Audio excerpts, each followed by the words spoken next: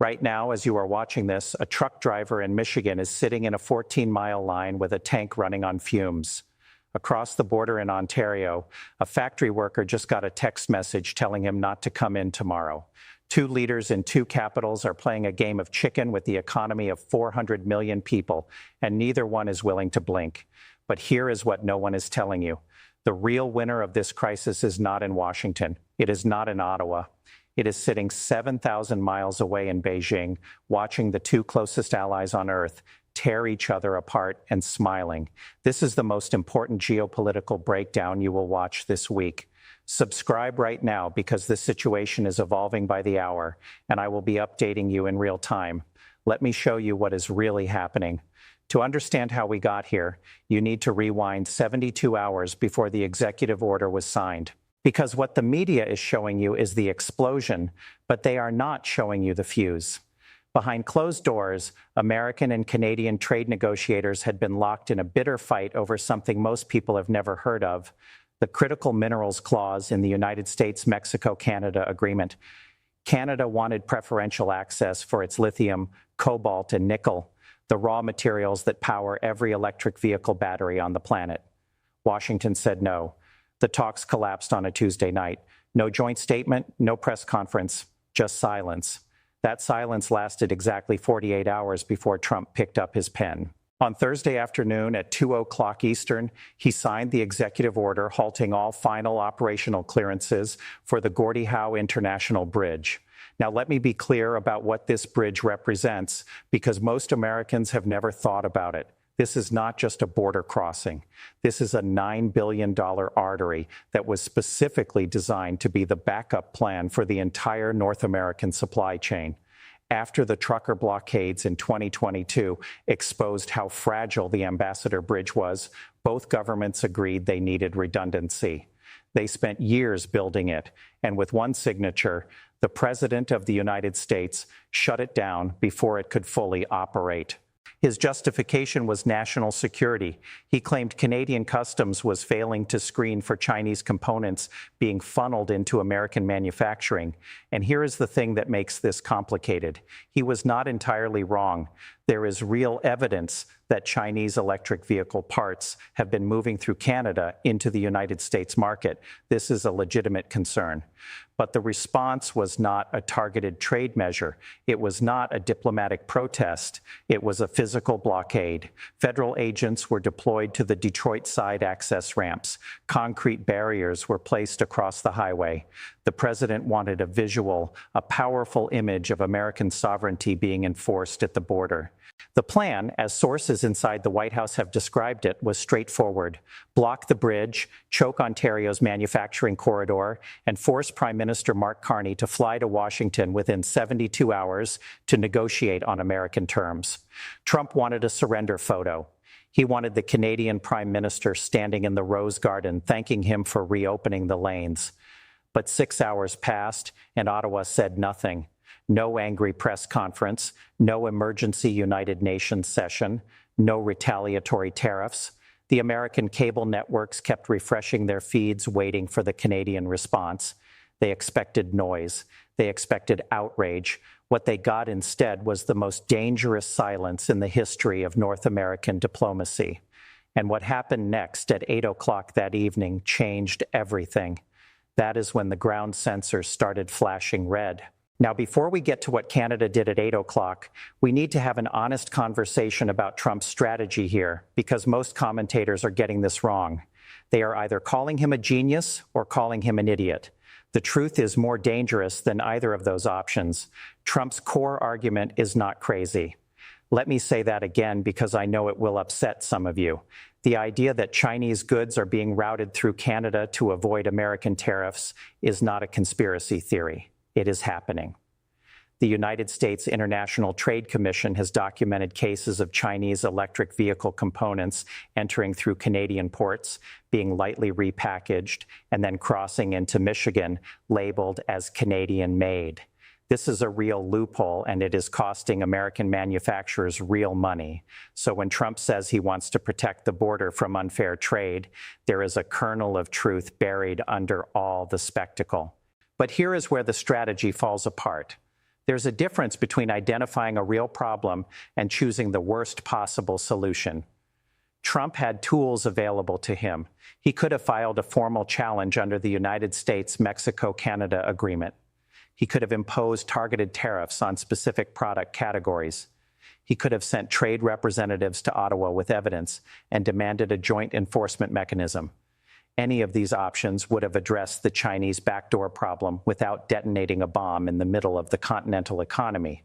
Instead, he chose the one option that maximizes drama and minimizes results. He physically blocked a bridge, and this is not the first time a superpower has made this kind of mistake. In 1973, Richard Nixon imposed an export embargo on American soybeans. The target was Japan, which depended heavily on American supply. Nixon wanted leverage. He wanted Japan to open its markets to American beef and citrus. The embargo lasted only a few months, but the consequences lasted forever.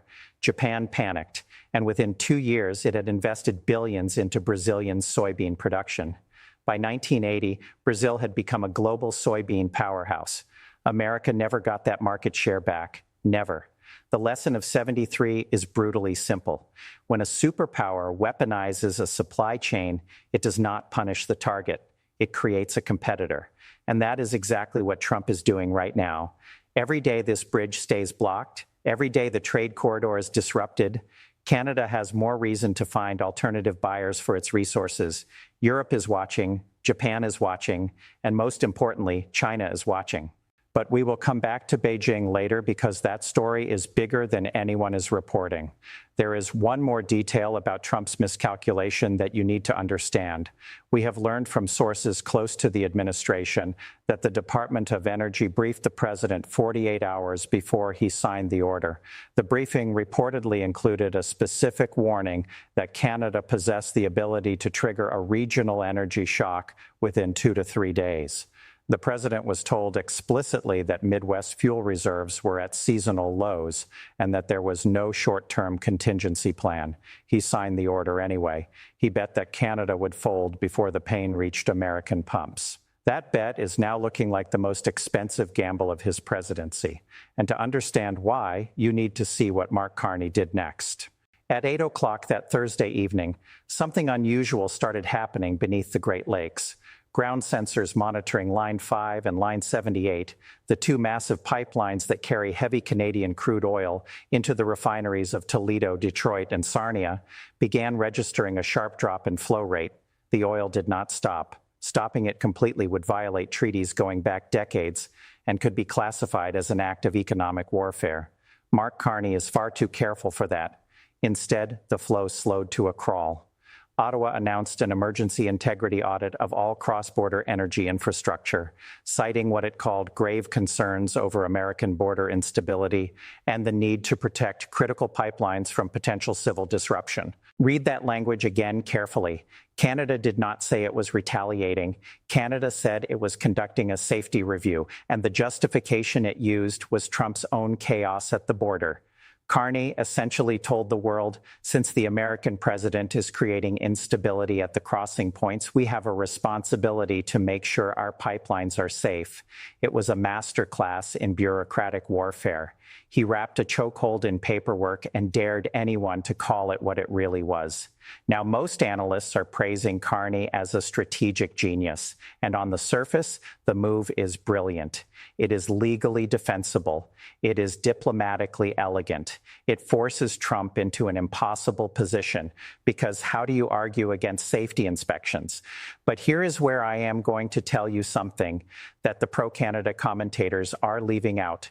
Carney is also bleeding. He is bleeding badly, and he is hoping you do not notice. Canada exports roughly 4.4 million barrels of oil per day. 98% of that goes to one customer, not Europe, not Asia, the United States. Canada does not have the pipeline infrastructure to redirect that oil anywhere else right now. The Trans Mountain expansion helps with access to the Pacific coast, but it handles a fraction of total capacity. So every day that Carney slows the flow south, Canadian oil companies are losing hundreds of millions of dollars in revenue. The province of Alberta, which depends on oil royalties the way your lungs depend on oxygen, is watching its budget projections collapse in real time. Workers in Fort McMurray, the heart of the oil sands, are already hearing rumors of temporary layoffs. The Premier of Alberta has been publicly silent, but sources say she is furious with Ottawa. This is the part of the story that nobody wants to talk about. Carney is not playing chess from a position of unbreakable strength. He is standing on the same bridge he is threatening to blow up. His bet is that America feels the pain faster than Canada does, that the political pressure on Trump from Midwest voters hits before the economic pressure on Carney from Alberta does. It is a race to see who blinks first. And right now, neither man is blinking. But someone else is watching this race very closely, and they are 7,000 miles away. If you want to understand who is really winning this crisis, stop looking at Washington and Ottawa. Look at Beijing. Because while two allies are destroying 70 years of economic integration over a bridge and a pipeline, China is quietly having the best week it has had in years. Start with energy. Every day that Canadian oil slows down, global crude prices tick upward. And who benefits from higher oil prices? Russia, China's closest strategic partner. Russia is currently selling discounted crude to Beijing through the Power of Siberia pipeline and through tanker routes that bypass Western sanctions. Every dollar that oil prices rise globally puts more money into Moscow's war chest and gives Beijing cheaper leverage over its primary energy supplier. Trump is indirectly funding the very alliance he claims to be containing. Now look at the automotive sector. The entire reason Trump blocked the bridge was supposedly to stop Chinese electric vehicle components from leaking into the American market through Canada. But here is the irony that should keep you up at night. The bridge blockade has disrupted the North American auto supply chain so severely that Ford and General Motors are slowing production lines this week. Meanwhile, Chinese automaker BYD just announced record export numbers to Southeast Asia, South America, and Europe. Every car that Detroit does not build this week is a car that a Chinese factory will build instead. Trump wanted to protect American manufacturing from Chinese competition. Instead, he shut American manufacturing down and handed China the customers. But the biggest play is the one nobody in the American media is covering. For the past 6 months, Chinese state-backed investment funds have been aggressively courting Canadian mining companies. Canada sits on some of the largest reserves of lithium, cobalt, nickel, and uranium on Earth. These are not optional resources. These are the materials that will power the entire global energy transition for the next 30 years. Until this crisis, Canada had been cautiously aligned with Washington on restricting Chinese access to its critical minerals. There was a quiet understanding that Canadian resources would feed American and allied supply chains.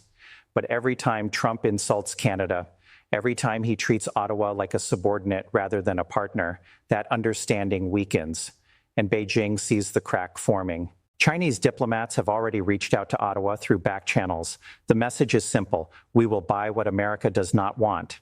We will invest where America will not. We will be the reliable partner that Washington refuses to be. This is not speculation. This is the playbook China has used across Africa, across Southeast Asia, and across Latin America for the past 15 years. Find a country that feels disrespected by the West, offer investment and market access, and slowly pull them into your orbit. Canada was supposed to be immune to that playbook. It is not immune anymore. And that is the real cost of this crisis that no one on either side is calculating.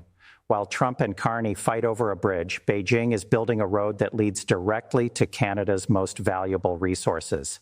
And once that road is built, you do not get to close it. We have been talking about presidents and prime ministers, about pipelines and geopolitics, about Beijing and billion-dollar bridges. But I want you to stop for a moment and think about the people who do not get mentioned in any of these press conferences. There is a man named Dave who drives a refrigerated truck between Toronto and Chicago 3 times a week. He has been doing this route for 11 years. Yesterday, he sat in a 14-mile line on the Ambassador Bridge for 13 hours.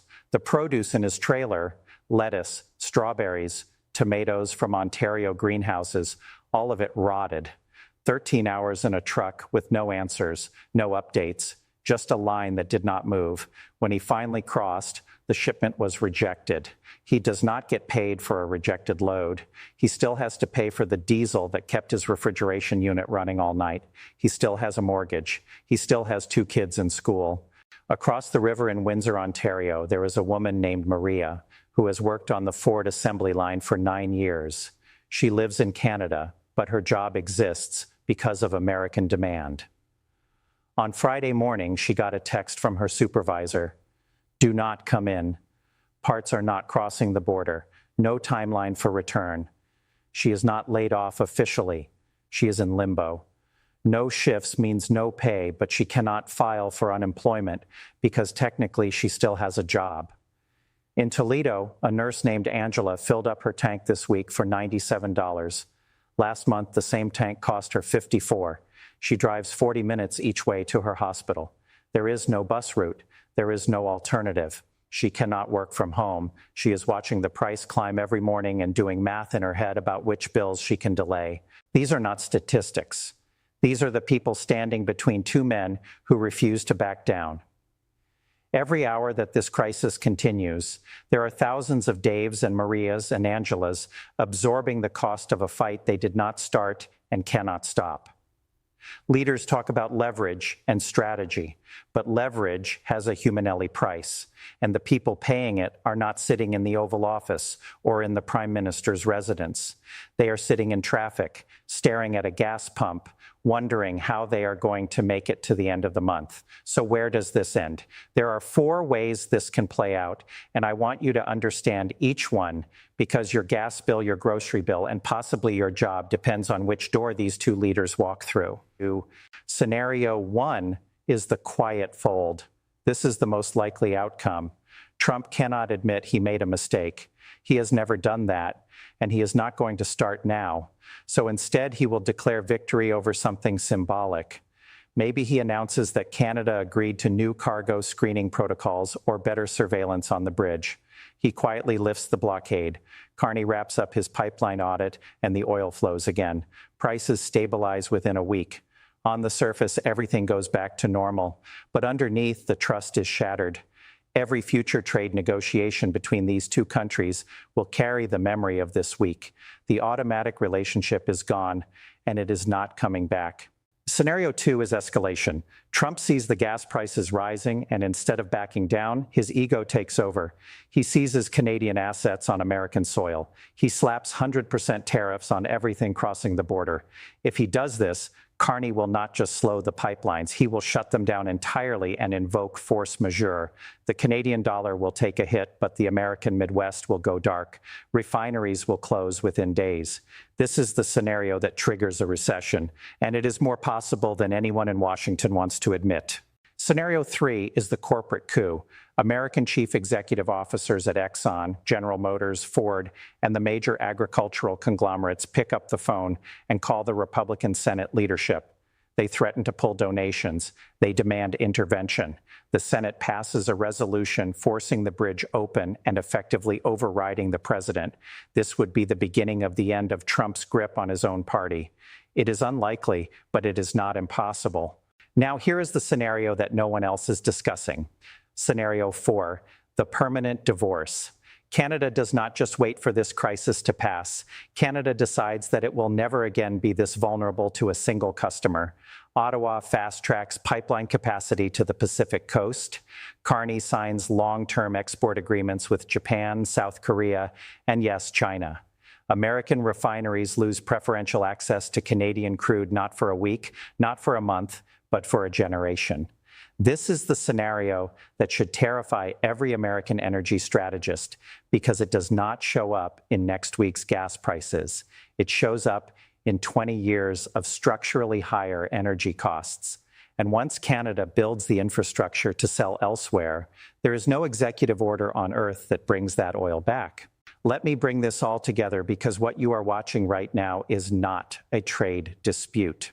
It is not a negotiation gone wrong. It is the unraveling of the most successful economic partnership in modern history. For 70 years, the United States and Canada operated as one integrated economy with a line on a map that barely mattered. Energy flowed south. Goods flowed north. 400 million people benefited from an arrangement so seamless that most of them never even thought about it. That era is ending this week. Trump blocked a bridge to project strength and instead revealed the single greatest vulnerability in the American economy. Carney responded with a move that was surgically precise but economically suicidal if it lasts too long. And while these two men stare each other down, Beijing is quietly repositioning itself to become Canada's next best friend. The truck drivers are stuck, the factory workers are going home, the gas prices are climbing, and the people making the decisions are not the ones feeling the pain. Here's the question I want to leave you with. This crisis will end eventually. The bridge will open. The oil will flow. But the question is not whether things go back to normal. The question is whether normal even exists anymore. If America's closest ally, its most reliable trading partner, the country it shares the longest undefended border in human history with, can be pushed to this breaking point, what message does that send to every other ally watching from across the ocean? What does Japan think right now? What does Germany think? What does Australia think? The answer to that question will shape the next 20 years of American power. Subscribe right now. Share this video with anyone who drives a car, heats a home, or puts food on a table, because this affects every single one of them.